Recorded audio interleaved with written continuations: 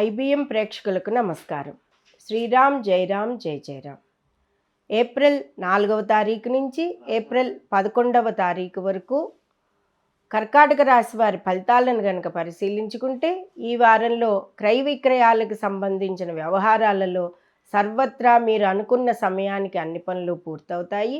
కుటుంబ వ్యవహారాలన్నీ ఒక్కొక్కటిగా చక్కబెట్టుకుంటూ రావడానికి సకల ప్రయత్నాలు చేస్తూ ఉంటారు. కొంత మనోవేదనలు ఉంటాయి, మానసిక ఆందోళన కూడా ఉంటూ ఉంటుంది. ఏదో ఒక విషయంలో ఎప్పుడో ఒకప్పుడు నిద్ర పట్టక ఇబ్బందులు పడుతూ ఉండే అవకాశం కూడా చాలా ఉన్నది.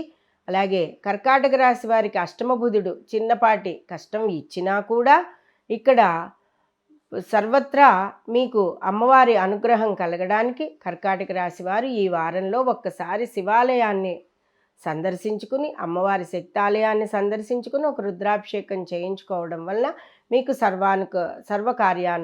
అనుకూలత ఉంటుంది.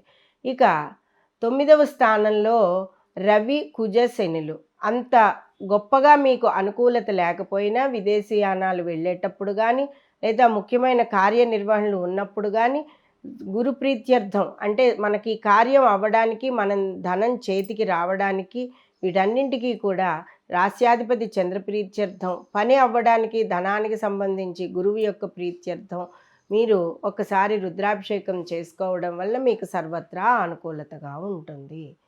నూతనంగా వివాహం కావలసిన యువతీ యువకులకు వివాహాలు ఈ వారంలో మాట్లాడుకోకుండా ఉండడమే మంచిది. వచ్చే వారానికి పోస్ట్పోన్ చేసుకోగలరు. అలాగే చిన్నపాటి అనారోగ్య సమస్యలతో ఇబ్బంది పడుతూ ఉంటారు. వీటిని అధిగమించడానికి గోసూక్తం వినండి. అలాగే రాస్యాధిపతి చంద్రుడు, అష్టమాల్లో సంచరిస్తున్న బుధుడు, రాహువు యొక్క అనుగ్రహం కలగడానికి, దశమంలో శుక్రుడి యొక్క అనుగ్రహం కలగడానికి రుద్రాభిషేకం చేయించుకోవడం అనేది మంచిది. సర్వకార్యానుకూలత సిద్ధ్యర్థం గోసూక్తాన్ని వినండి.